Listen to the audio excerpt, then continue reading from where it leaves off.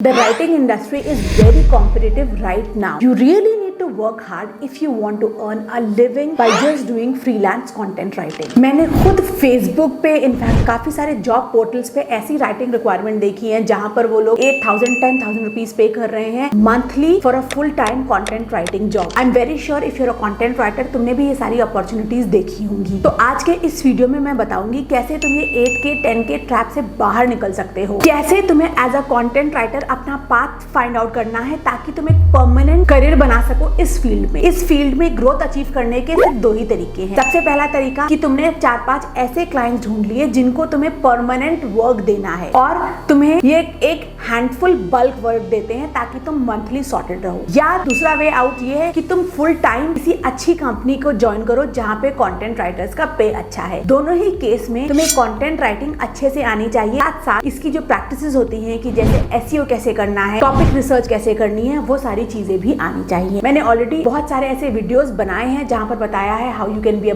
Better content writer, what are the tools that you should know as a content writer, what are the things that a content writer required to earn a handsome salary per month. ऐसे बहुत सारे videos हैं. हम आज content writing कैसे करना है उसकी बात नहीं करेंगे, इसमें एक लिविंग कैसे करनी है हम उन चीजों को आज डिस्कस करेंगे. अब एआई के आने के बाद वो टाइम गया जहां पर तुम डेली वेबसाइट के आर्टिकल लिखते थे 500 से 1000 वर्ड्स की और तुम्हें पर आर्टिकल बेस अर्निंग होती. क्योंकि जितने भी ये डिजिटल मीडिया हाउसेज हैं, वेबसाइट्स ओनर्स हैं, ब्लॉग्स हैं, इनको खुद एआई की पावर समझ में आ गई है. तो ये ऐसे राइटर्स हायर करते हैं जो कि एआई का यूज करते हैं और उनको डेली एक की जगह 10 आर्टिकल्स प्रोवाइड करते हैं हाफ रेट में. तो सबसे पहले हमें एज अ कंटेंट राइटर क्या करना है? सबसे पहले हमें ऐसे क्लाइंट्स ढूंढने हैं जो कि हमें मंथली बेसिस पे हायर करेंगे एंड मंथ ऑन मंथ ये हमें पे करेंगे. अब ये क्लाइंट्स कौन से हो सकते हैं? ये क्लाइंट्स हो सकते हैं तुम्हारे एंटरप्रेन्योर, कोचेस एंड कंसल्टेंट या क्रिएटर्स जो कि फिनेंस के हैं, टेक के हैं, बिजनेस फील्ड के हैं, SaaS सॉल्यूशंस के हैं,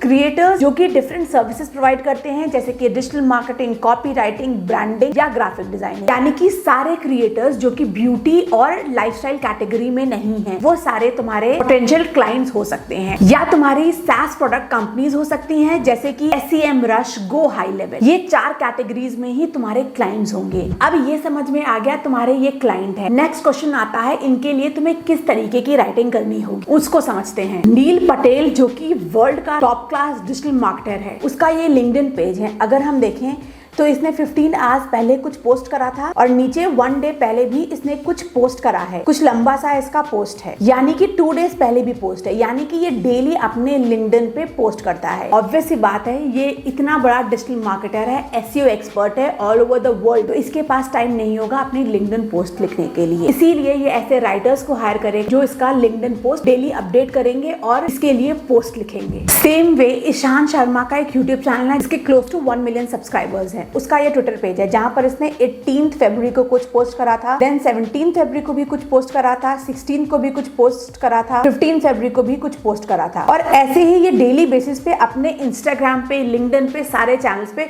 कुछ ना कुछ पोस्ट करता रहता है. एक और एग्जांपल दिखाती हूँ, अली अब्दाल जो कि अगेन एक बहुत ही पॉपुलर यूट्यूब कंटेंट क्रिएटर है. इसकी एक ये इंस्टाग्राम पोस्ट है जिसपे इसने कुछ कैप्शनिंग करी हुई है. इसके अलावा इसके रील्स हैं और हर रील्स के नीचे इसने इतना बड़ा कैप्शन लिखा हुआ है, चाहे वो ये रील हो, चाहे इसका ये लेटेस्ट रील, इसके नीचे भी कैप्शनिंग करी गई हो, चाहे हम ये वाला देखें.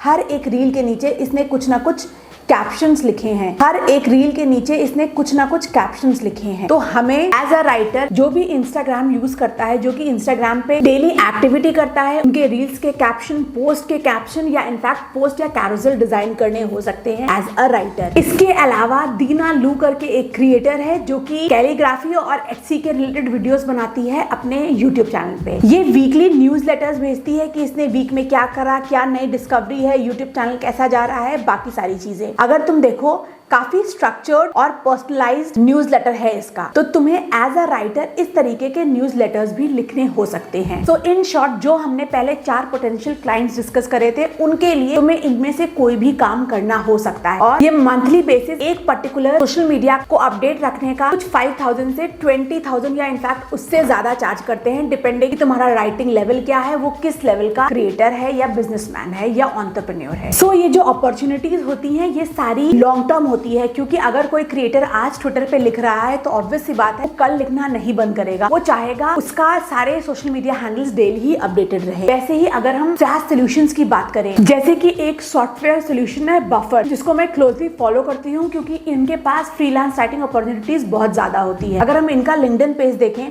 तो वो डेली अपडेटेड रहता है। 9 आवर्स पहले इन्होंने एक सीनियर मार्केटिंग ऑटोमेशन मैनेजर की ओपनिंग निकाली है, उसके अलावा उनका ये पोस्ट है। तो तुम ऐसे देखोगे बफर भी अपने सोशल मीडिया हैंडल्स जैसे कि लिंक्डइन को डेली अपडेटेड रखता है। तो तुम्हें बेसिकली सोशल मीडिया राइटर जैसे कि LinkedIn writer, Instagram captioning writer या ट्विटर राइटर की पोजीशंस मिल सकती हैं। इसके अलावा न्यूज लेटर्स, ईमेल मार्केटिंग की भी काफी ओपनिंग्स होती हैं इन सारे पोटेंशियल क्लाइंट्स के पास, और ये सारी long term permanent writing opportunities होती हैं जो कि तुम्हें इन सारे पोटेंशियल क्लाइंट जो कि हमने डिस्कस करे हैं उनके पास बहुत इजिली मिल सकती हैं। एक बात और, राइटिंग के साथ साथ अगर तुम्हें बेसिक ग्राफिक डिजाइनिंग आती होगी तो it is always a plus. I would recommend you Canva पे जाओ, इंस्टाग्राम पोस्ट कैसे डिजाइन करते हैं, ट्विटर पोस्ट कैसे डिजाइन करते हैं, बेसिक डिजाइनिंग स्किल्स सीख लो। That will help us to showcase your writing skills and your efficiency level. And last but not the least, एक और जगह तुम्हें टारगेट करना है, वो है डिजिटल मीडिया हाउसेस। जैसे कि अगर हम टाइम्स ऑफ इंडिया की बात करें, टाइम्स ऑफ इंडिया के ये सारे सोशल मीडिया हैंडल्स भी हैं और इनकी एक न्यूज वेबसाइट भी है। इसके अलावा टाइम्स ऑफ इंडिया के कुछ ऐसे पेजेस भी हैं जहां पर वो लाइफस्टाइल के बारे में आर्टिकल्स लिखते हैं। तो तुम्हें इन डिजिटल मीडिया हाउसेस जो कि इंडिया में हैं उनको देखना है, गूगल करना है और फिर वहां पर भी अप्लाई करना है, क्योंकि यहाँ पर भी मंथली बेसिस पे बहुत सारा काम होता है। ये आने वाले कुछ सालों तक बंद नहीं होंगे। So that's it, these were the ways that can help you to